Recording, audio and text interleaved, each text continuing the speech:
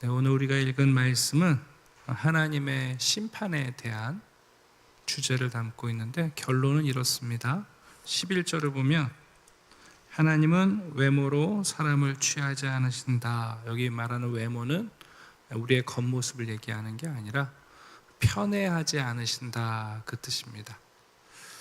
우리가 앞에서 살펴봤습니다. 하나님께서 그들을 내버려 두는 순간 그들의 예배, 사랑이 왜곡되고 그리고 사람들의 질서가 무너지고 하나님의 형상이라는 품위가 망가져 버린다. 그래서 우리에게는 복음이 필요하다. 우리가 무엇이 망가졌는지, 그리고 우리가 구원받을 길이 오직 하나님의 의, 복음에 나타난 하나님의 의밖에 없음을 우리가 깨닫게 된다. 근데 여러분, 여기까지 얘기를 들으면 그래서 하나님을 알지 못하는 이방인들은 1장 32절에 자기들만 그렇게 행하는 게 아니라 그런 일을 행하는 자들도 옳다, 망가져 버렸다는 거죠. 그러면 질서와 품위와 기준이 망가진 사람들, 적어도 근데 기준을 아는 사람들이 있잖아요. 예를 들면 유대인들은 이미 오래전부터 하나님의 계시를 받아서 율법을 들었고 하나님의 기준에 따라 무엇이 옳고 그른지를 알았단 말이에요. 이방인들은 옳지 않은 것을 옳다고 주장하고 유대인들은 옳지 않은 건 옳지 않다 하는 기준을 알고 있어요. 이렇게 생각하면 그럼 이 사람은 아는 사람이니까 하나님께서 심판하시지 않나, 이렇게 착각할 수 있다는 거예요. 그런데 하나님이 하시는 얘기는 뭐냐면 무엇을 아느냐 모르느냐, 그게 중요한 게 아니고 무엇을 찬성하느냐 무엇을 반대하느냐가 중요한 게 아니라 하나님의 심판은 뭐에 달려 있어요? 했느냐 안 했느냐, 행위에 달려 있다는 거예요. 여러분, 사람들이 착각해요. 내가 옳고 그름을 알면 나는 판단받지 않으리라고 생각하는 거예요. 아니요, 판단은 우리의 행동에 대해서 평가받는 거예요. 나는 저 악에 대해서 찬성하지 않았으니까, 난 반대하고 있으니까 그럼 나는 심판을 면하는 건가? 아니라는 거예요. 우리는 우리가 반대하고 잘못됐다고 알고 있어도 우리가 그렇게 행할 수 있어요. 그러면 하나님의 심판은 결국 행동한 것에 따라서 하나님을 심판하신다는 거예요. 하나님은 그런 면에서 외모, 그가 아느냐 모르느냐, 찬성하느냐 반대하느냐, 그거 필요 없다는 거예요. 하나님의 심판은 유대인이든 이방인이든 우리가 행한 대로 심판하신다는 겁니다. 그 내용을 지금 바울이 논증하고 있어요. 먼저 2장 1절부터 3절까지 보면 이렇게 되어 있어요. 그러므로 남을 판단하는 사람아, 특별히 유대인들은 율법을 가지고 무엇이 옳으냐 그르냐, 무엇이 하나님의 합당한 것이냐 무엇이 잘못된 것이냐를 가지고 늘 율법을 기준으로 상대를 판단하죠. 그런데 이렇게 말해요. 누구를 막론하고 내가 핑계하지 못할 것은 남을 판단하는 것으로 너를 정죄한다. 그러니까 사람들한테 그런 거죠. 아이고 저렇게 하면 안 돼, 저건 잘못된 거야 하고 판단하고 정죄했어요. 그러니까 언뜻 보면 사람들이 저 사람은 저런 일 안 하나 보다, 저 사람은 그럼 괜찮은 사람인가 보다 생각하는데, 문제는 판단한 그 일을 너도 행하고 있다면 네가 그것을 아는 게 무슨 의미가 있냐는 거예요. 가끔 가정에서나 직장 또 이렇게 공동체 안에 있으면 뭘 잘 지적하는 사람들이 있어요. 저건 잘못했어, 저건 틀렸어, 저러면 안 돼. 그럼 남들이 볼 때 저분은 뭘 아나 봐, 뭘 자꾸만 지적하면 우리가 착각하는 게 그분이 무슨 전문가인 것처럼 생각을 해요. 근데 여러분, 그런 거 아니에요. 남의 집 자식들 감나라 배나라, 남의 가정, 여러분 가정교육에 대해서 대단한 조언을 하는 것 같지만 그 집 가보면 지 자식은 그렇게 못 가르쳐요. 우리가 속으면 안 되는 거예요, 여러분. 남들보다 뭘 많이 알고 뭐 좋은 얘기를 하는 것 같고 잘못된 걸 발견해내는 사람, 야, 저 사람은 안 그런가 보다, 아니라는 거예요. 남을 판단하고 정죄한다고 해서 나는 예외가 되는 게 아니에요. 예. 나도 그들과 똑같은 일을 하면 하나님께서는 똑같이 심판하신다는 거예요. 자, 2절 봅시다. 이런 일을 행하는 자에게 하나님의 심판은 진리대로, 하나님의 심판은 그대로 되는 줄을 우리가 안다. 이런 일을 행하고도, 그리고 이런 일을 행하는 자를 판단하면서도 결국 너도 같은 일을 행하고 있다면 질문하죠. 네가 하나님의 심판을 피할 줄로 생각하느냐? 아니라는 거예요. 말을 많이 한다고 해서 괜찮아지는 게 아니에요, 여러분. 많이 안다고 해서 여러분 심판 안 받는 거 아니에요. 유대인들처럼 율법을 여러분 줄줄줄 613개의 조항을 외운다고 안다고 해서 여러분 심판에서 면제받는 게 아니에요. 근데 사람들은 알면 자기는 예외라고 생각해요.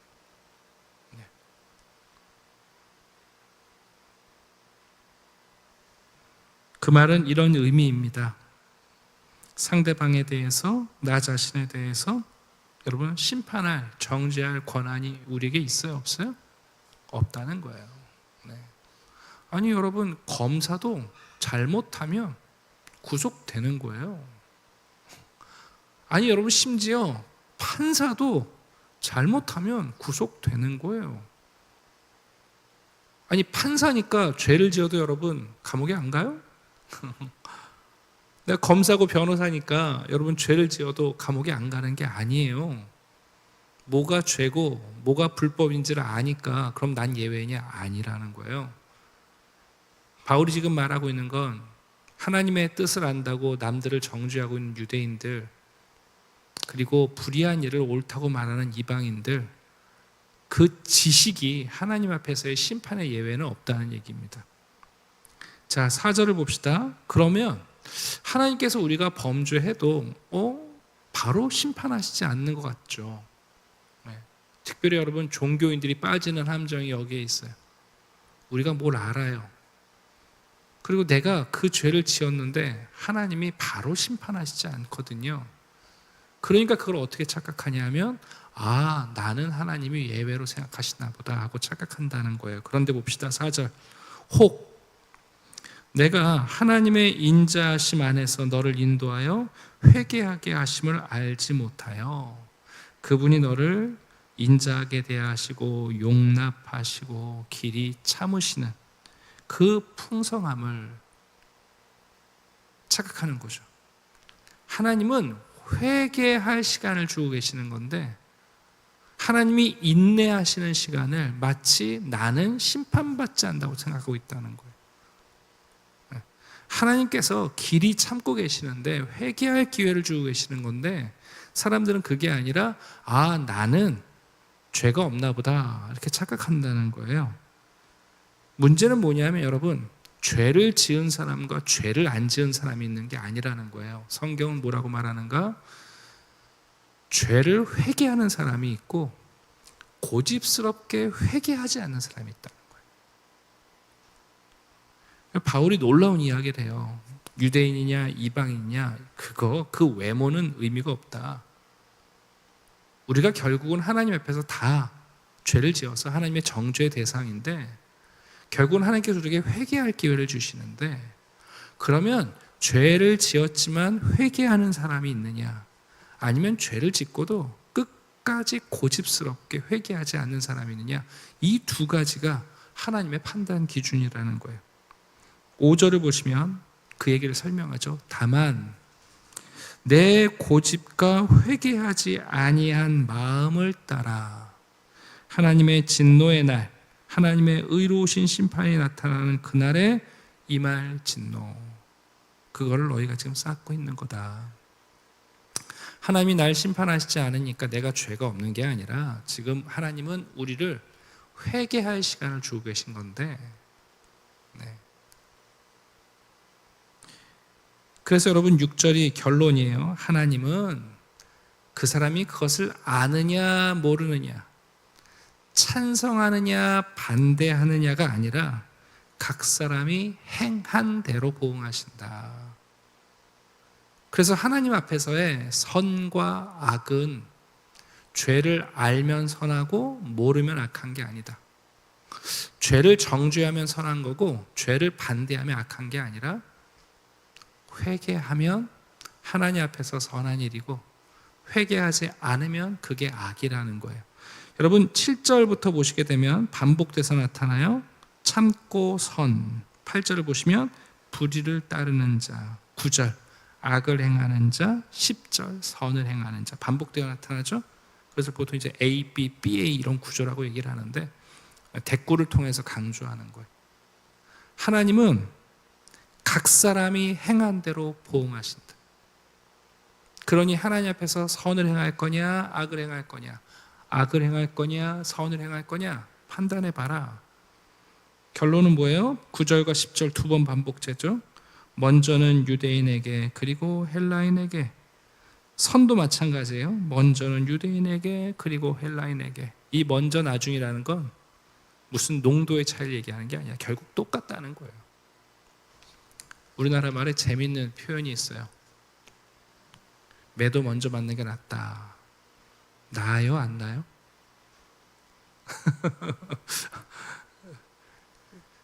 죄송한데 똑같아요, 여러분. 아니 먼저 맞고 나중 맞으면 뭐가 낫다는 거예요? 그냥 잘못했으면 빨리 회개하라는 얘기 아니에요, 그 얘기가? 여러분 매도 먼저 맞는 게 낫다는 게 그 사실 여러분 그거 오해하는데 빨리 잘못했다고 용서 구하라는 거예요, 그거. 먼저 받으면요 선생님이 힘이 좋을 때 맞기 때문에 더 아파요. 무슨 말씀을 맞아봤어요? 우리 고등학교 때는 여러분 늦게 맞으려고 애를 써요. 선생님들이 힘이 빠지거든요. 뒤에 가면 덜 아파요. 무슨 말씀을? 아니요, 그게 얘기가 아니라 여러분 먼저 나중에 이야기를 그렇게 생각하시는 게 아니에요. 그래서 바울이 선포합니다. 하나님은 외모로 사람을 취하시지 않는다. 이 얘기를 왜 했을까요? 여러분 로마 교회 배경을 기억하시라고 했죠? 교회를 설립한 유대인 그리스도인들 추방됐다가 돌아왔어요. 유대인들이 없는 동안에 이방인 그리스도인들이 교회를 잘 세웠어요. 그러면 이방인 그리스도인들이 우리는 교회를 이렇게 운영해 오고 있고 이렇게 예배하고 있고 이렇게 생활하고 있습니다. 근데 여러분 유대인 그리스도인들이 와서 그러는 거 아니야. 야, 너희들이 구약 율법을 모르니까 그렇게 행하는 거다. 너희들이 이방인이라 이방의 풍속을 따라서 그렇게 행하는 거다 하면서 잘난 척했을 거 아니에요. 너희들은 잘못됐다. 우리를 따라라. 너희들 틀려 먹었다. 이렇게 해야 한다. 바울이 뭐라고 얘기하는 거예요? 무엇을 알고 모르고 무엇을 찬성하고 반대하는 게 아니라 결국은 너희들도 행하고 있느냐 이거예요. 여러분 예수님이 이 땅에 오셨을 때 바리새인들에게 책망하신 게 뭡니까? 자기들도 안 할 거면서 사람들에게 계속 율법의 무거운 짐을 굴레를 씌우는 거 아니에요.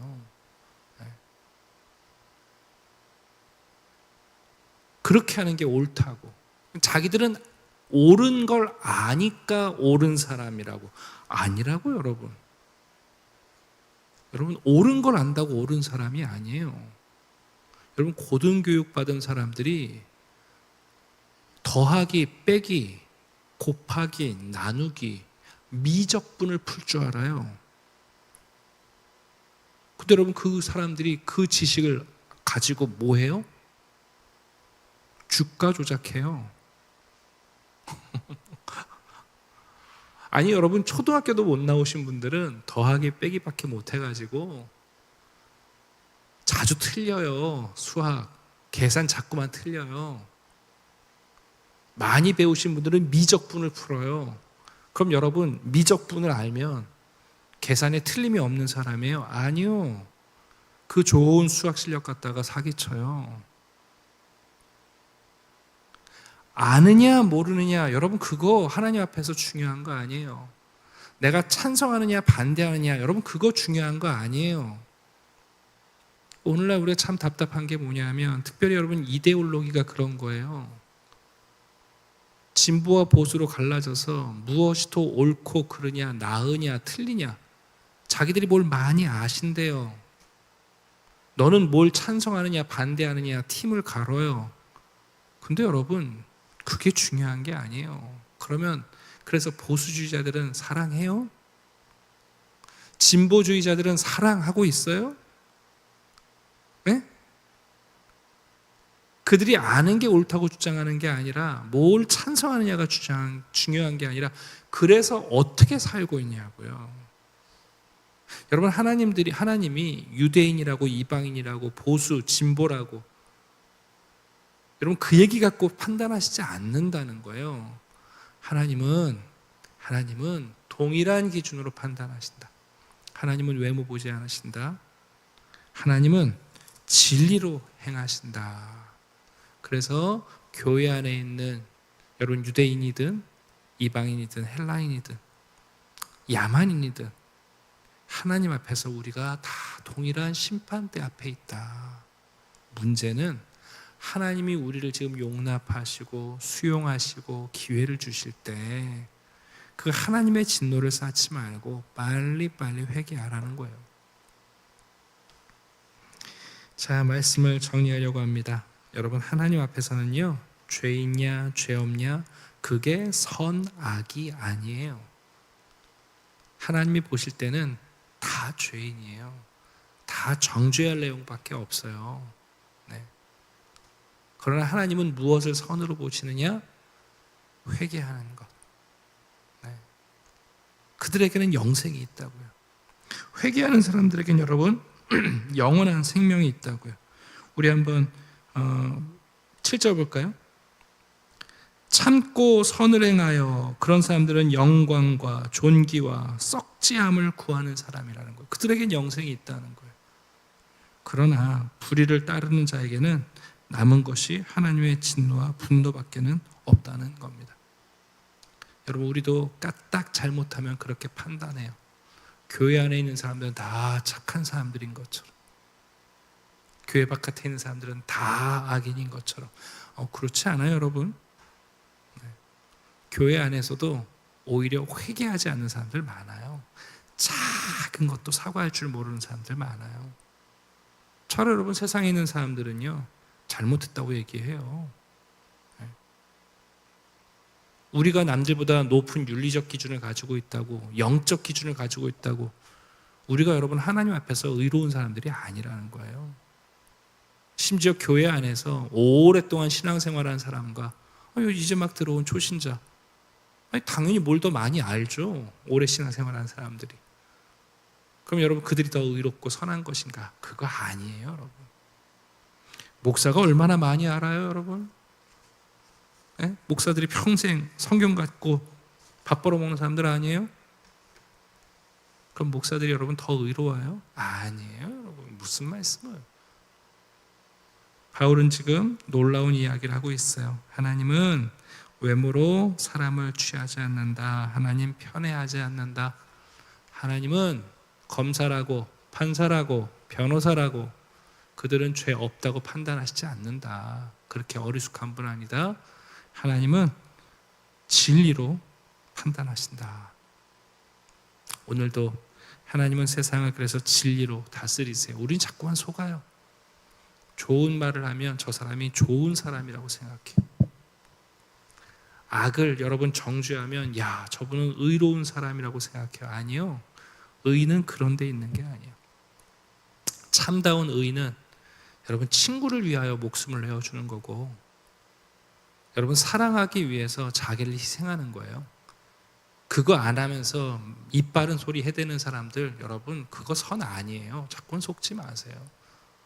자꾸 우리는 그 말에 속아요. 그들이 들고 있는 피켓에 속아요. 그들이 서 있는 좌석에 속아요. 아니에요, 여러분. 하나님은 그렇게 속지 않으세요. 그러니 우리도 속으면 안 돼요. 우리도 속으면 안 돼요. 오늘 바울이 왜 우리에게 복음이 필요하냐? 유대인이든 이방인이든 우리 다 복음이 필요하다. 여러분, 우리에게 왜 복음이 필요해요? 교회 안에 있으니까 우리는 이제 복음 필요 없습니까? 아니요. 우리도 복음이 필요해요. 그런 면에서 우리의 행위를, 우리가 믿음으로 구원받지만 하나님께서 우리의 행위에 대하여 책임을 지는 거예요. 자꾸만 믿음으로 얘기하면서 이상한 괴물들이 생겼어요. 여러분, 참된 영성은 행위를 배제하지 않아요. 로마서에 여러분 주제 말씀드렸죠? 믿고 행하게 하려는 거예요. 바울이 믿고 행하게 하려는 거예요. 우리 믿음으로 출발하지만 그 믿음은 하나님의 참된 믿음일 때 반드시 우리의 행동에 변화를 가져오는 은혜의 믿음이에요. 오늘도 하나님의 이 외모로 보지 않으시는 공정한 하나님 앞에 우리의 마음과 우리의 신앙과 우리의 행위가 일치되는 귀한 분들이 되기를 주님의 이름으로 축원합니다. 기도하겠습니다. 아버지 하나님, 감사합니다. 하나님께서 침묵하실 때 우리는 그 하나님의 침묵을 우리에 대한 칭찬으로 오해합니다. 하나님의 오래 참으심과 하나님의 인내가 마치 우리의 선이나 우리의 자부심인 것처럼 착각할 때도 많습니다.